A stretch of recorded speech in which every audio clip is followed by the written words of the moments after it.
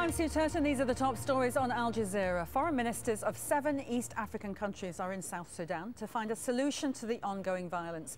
Fighting has now spread to the northern town of Bentiu, and the government's confirmed it's lost the city of Bor in Jonglei State to rebels. Around 500 people have died in violence since Sunday. Harry Matassa reports from Juba.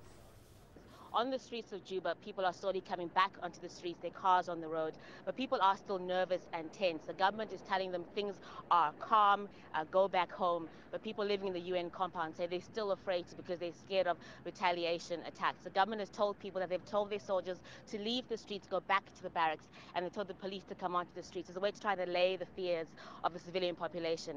But people are concerned about fighting going on in Jonglei State. The forces loyal to Riek Machar, the former VP, have taken over the capital, Bor. That's a big concern for people here. They're wondering what is going to be next. British jurors have convicted 2 men of killing soldier Lee Rigby outside a barracks in London in May. Michael Adebolajo and Michael Adebowale hit Rigby with a car before hacking him to death. The jury found the pair not guilty of the attempted murder of a police officer. Russian President Vladimir Putin says he'll pardon the country's top political prisoner. Former oil tycoon Mikhail Khodorkovsky has spent more than a decade in prison. Khodorkovsky was one of the richest people in the world. He was arrested in 2003 for fraud.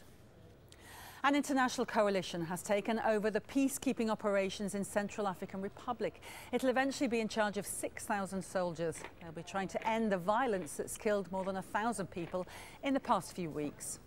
You can find the latest on all those stories and more at aljazeera.com.